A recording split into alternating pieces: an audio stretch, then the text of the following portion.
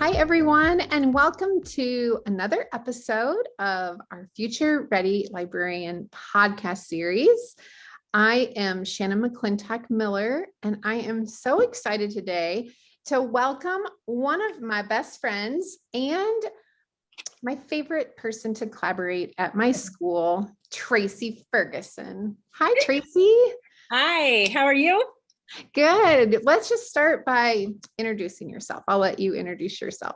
Okay, my name is Tracy Ferguson, and I teach second grade here at Van Meter Elementary. I'm also the STEM and science lead teacher for K-5. Yes. And Tracy and we've known each other for a long time because she actually had my kids as their teacher. I did. And we've worked together now for probably like 13 years on and off. And I was thinking as I was brainstorming like people to have on our podcast show that a really good one, a huge topic, especially I think this year, is around how librarians and teachers collaborate.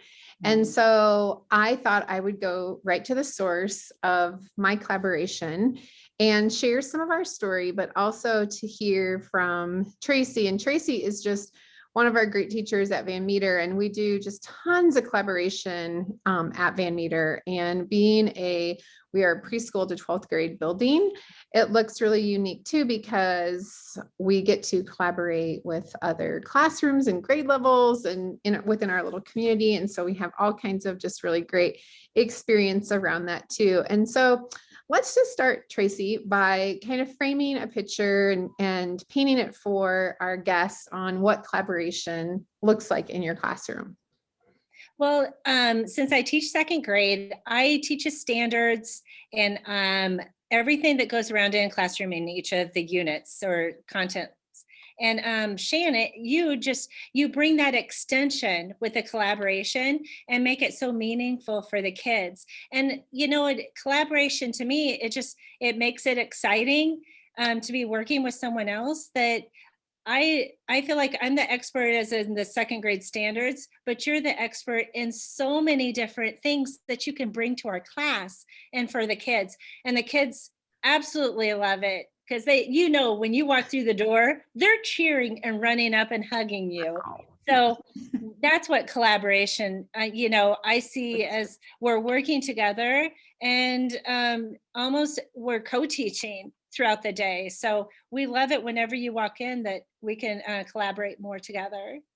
And I think that is like a huge point because we're super lucky at Van Meter because of the way that our schedule is organized, that it allows me as a librarian to come in and be able to like collaborate and co-teach and really get to know those kids on like a personal level and getting to know the class on things that they are really interested in, that the teacher's really interested in, like the comfort level. Like Tracy's one that I can just like come to her and I can say, I have an idea, or text her at 5 a.m. and say, I have this idea. And she never says no. Never, because it's just taking it and it's just active learning for the kids. They're loving it. And you've worked so hard and you're the expert with everything, the tech, the STEM, the Skypes, your connections with authors. We've done so much with that over the years that, it makes my job fun. If it was just me in here teaching the class, I wouldn't have near as much fun as all those activities that we do that extend their learning. So, gosh, I love my job. And, and you're every bit of a part of that, just how we can work together. So I know. And I think that is a huge part too of collaboration, is that it doesn't just have to be like the librarian finding that perfect book or finding the perfect resource or lesson idea. Also, a huge part of it is the co-teaching. And, when you're trying something new out, and for me too, like it makes my job so much more fun and meaningful. And a lot of times not so scary when we're trying out something new and I can say, hey, can I bring this to your class and try it out? So then we can figure things out together and truly be partners in what we're bringing to our kids, if it's a new tool or if it's a new book or a new STEM activity or whatever it might be. I think Right. that makes it so much more fun too. And so leaning on each other, is really what makes our job not easier, but I think more fulfilling for I us. think so too. And for my kids, I have them collaborate every day. And their reading stations, their math stations, and STEM. And so when they can see you walk in our door and we're collaborating, it just makes it more meaningful, and they understand it more, that it's just not them in reading or them in math collaborating. It's that everyone collaborates all the time to make things better. So when they said once, when you came, are you going to collaborate today with Mrs. Miller? I just went, oh my gosh. Yeah, they get it it. just, they get it. They did. And that just made me feel so proud. Yeah, I've heard them say that too before. And I think that you have just instilled like that community within your classroom so good. But I feel like one thing I'm so proud of at our school is that collaboration that is taking place and just the working together. And, and it didn't, I remember like when I first came, and, it's something that you have to really work on, collaboration. And whenever I talk to other librarians, I always tell them like it doesn't happen overnight. Like it starts with that relationship, and it starts first just getting to know one another and getting to know the things like the comfort level again, and the things, the goals of one another, and knowing also what is going on in the curriculum. Like you don't have to be the expert in the classroom as a librarian, but being aware of, watching what they share on Google Classroom, or going to meetings and popping in, even if it's for 10 minutes to hear from like your team, Tracy, like that is so helpful for me, because then I can go back to the drawing board and, kind of think in my own head and then come back to all of you. And I remember once you sent out a Google Doc to everyone for just like our literacy units. So we could write down, in January, we're working on this, February, we're working on this. And then you took that information and made it, found connections for us around it. And it could have been, Skypes, or it could have been additional reading from the library, or, or the STEM tools. So you started with a Google Doc, and then you just made, helped us from that. So that was incredibly cool too. And that is a really good tip too, like just, I think when you first start collaborating, like just taking a little bit of a step back and having a central place where teachers and the librarians can put down how you're working together. And it's not only helpful for me, but it's also helpful for those classroom teachers on how they're collaborating together, even across grade levels. And I think that is something that makes it really strong and more meaningful to our kids, because they love that too, when they can collaborate, with others, not just with their own classroom too. Definitely. I can't wait for COVID to be finished so we can actually get in other grade levels. Oh, me too. I can too. I know. And speaking of COVID, so I'm actually in our other house right now in Denver, Colorado, and Tracy is in Van Meter, Iowa. And when COVID, almost a year ago now, a little over a year ago, when we first got word that we weren't going to be going back to school, I was actually sitting here collaborating with Tracy. Like we have pictures of that on things that we were working on. And I think that one of the big things, and I've said this so many times in the last year, one of my huge like things that I'm most proud of is how the collaboration has gotten like even better. Like I think that some of the things that we have done, if it is like me creating a choice board and sharing it with all the teachers, or if it's you and your team working on like your learning grid that you started back in March. And so that collaboration, it has been, sometimes it's overwhelming because we have been collaborating so much, and we've been lucky because we've been back in school since August, but it's so important to collaborate. And I'm just proud of us, what we've done in the last year. I'm proud of us too. And when we went to last March, when we were told that we weren't coming back, we were devastated, and we were told to be meeting with our classes, but we didn't know what to do. Every grade level was lost. And Shannon, you made up those learning grids on Google Docs, and oh my gosh, for each grade level. And so it was so easy for us to add in assignments and link things to it. So that was a blessing. And that was just from collaborating and working that out. And the thing is, we're still using those exact learning grids today. Well, and I think it's so fun too, when I've even heard your kids like talking about them. And I mean, that is something, they're like second graders, and so teaching them these skills also of collaboration, like how you curate and stay organized online, how you go to somewhere to be able to collaborate with each other, and how you guys use Google Classroom and just the different platforms that the kids are so good at is really just interesting and exciting for us to, to see too. Think about when we first, started, and we weren't one-to-one in our elementary, but as we started adding, all of our kids have Chromebooks now, it's made it a lot easier, not only for us to collaborate, but also for our kids, which Definitely. is. And even, I mean, what we're on right now is just on Zoom. And the kids are doing that at home just with each other. Yeah.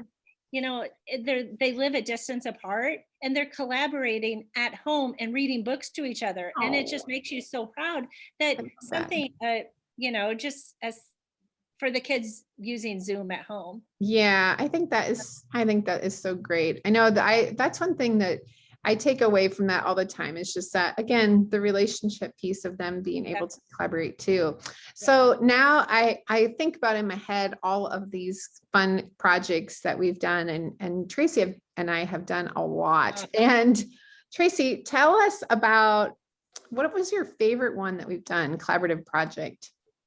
Oh, and like you said, there's been so many. It's so hard because every week, and Shannon not only does this with my class, but with every class K-12. And I don't know how you keep it together. So thank you. Oh, it's hard to come up with one, but I would say the time that we did the Let's Build a House, if I could say that one. That'd be mine too.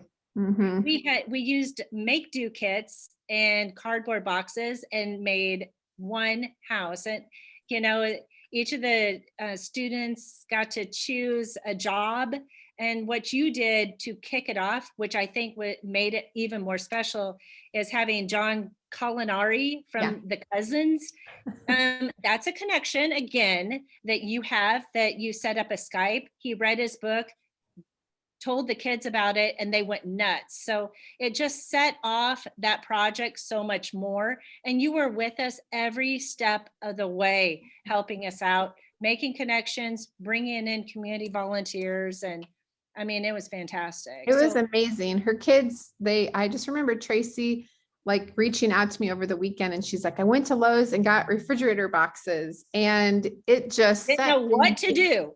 Months and months of community members working and putting a roof, and they wired a doorbell. And didn't the high school kids like even collaborate and get involved with curtains or something? And they sewed the curtains in it. We had doorbells. We put simple circuits in it. We had lights. I mean, it's just that, and it's, and that was a major project. But I'm thinking about all the collaboration that we've done on simple projects too, that means so much, I know. The kids, it doesn't have to be a massive project. And when we collaborate, it could be passing in the hallway. It doesn't have to be, and people think of collaboration as you need to schedule it, send a Google invite. I mean, it's not that. We never collaborate like that. It is off the whim. It's a like you said, a text at 10 o'clock at night, or it's seeing each other in the hallways, or Zooming for coffee on a Sunday morning. Yes. Well, and I think that is so important to talk about, because I wanted to share just, some tips. And that is a huge thing, because especially as you're starting out, like collaboration it doesn't have to be a huge planned meeting or a project that is weeks and weeks long. It can be something as simple as coming in and sharing a book, and even doing, a drawing, or doing a little STEM activity, or even just having a conversation, but getting to know each other and seeing how you fit into what's going on in that classroom, and just connecting with the teacher, connecting with the librarian, and being able to say like, hey, what's next? And like you said, Trace, like it can be even in the hallway. It can be a sticky note, leaving a note for that person. But again, it all goes back to just those relationships, and that little extra time that you put in makes a huge difference. Right. And just you're building trust. And I think you've done that for the past 13 years, and it doesn't happen overnight. But I remember a long time ago, you just had so many author Skypes. That's what I remember. I remember John Forbes. I mean, yes, that library a million years ago. But that's how you built relationships with the teachers. You would set up an author Skype, which back then we didn't even know what Skype was. Yeah. And it was incredible to be able to take our classes and have them visit with an author and learn about the writing process, or how they became an author, and they could ask them questions. Yes. I mean, I remember back then, and you just kept doing that and reaching out and making those connections to, and everyone loves you anyway. I mean, but that was just starting with that. It's just author Skypes were incredible. I'll never forget those. Well, and something as small as, now, like, we're so lucky because since Flipgrid has all the virtual field trips, like, even as a librarian, like, looking up those virtual field trips and like sharing them, like I share them every week with the teachers, like, this is the event that is going on, and just being that resource of, reaching out, and how can you connect to, like, with something like that with all of your teachers, because it does take a lot of time. And I know that if you are a librarian who is in a fixed time, or maybe you have a schedule that, you're doing all of the jobs like within your library too, and you're trying to teach,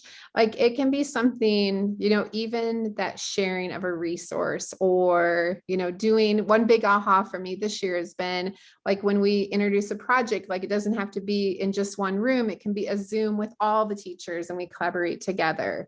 And so those little things, I think, are just some good tips to remember. Definitely. We love that choice board where we have that Skype each week. Oh, we look forward to that, and we can plan around it. And, it's an incredible resource because the teachers we don't seem to have the time to make those connections for the field trip. So when you have it already set, and then everyone can log on, it's so nice. It makes it so much easier, that one little step. And so, yep, it's one of my favorite parts of my job is collaboration. And I'm so happy that you joined me today, so everybody could hear some tips and things that we have done that have worked with us, and also just what it means to your kids. I'm glad that you talked about that too. 100%. They know when you walk through, I mean, what STEM tool are we going to get, or what author are we going to meet, or what coding site are we going to do? It just means that, and it's not everything. I mean, it means everything to the kids. So, well, and they wanted to build me a desk, remember? Yeah, I know. My own spot. Yes, that you're right there. They're going to build you a desk so you never have to leave. We can be your home spot. That'd be a pretty nice thing. Every class would want to build you a desk. Oh, I would love that. Oh, it's so great. Tracy, thank you so much for being on our show, and just for sharing, and tell people where they can find you on Twitter. I'm at Tracy Ferguson VM. So TracyFerguson VM, and that's for Van Meter. And she shares great things, and so great STEM things, great things that she's doing in her classroom. And so she's amazing. But thank you so much, my friend. And thank you all for joining us again for another episode. And a big thanks to our sponsors at Follett. And we will see you next time. Bye. Bye.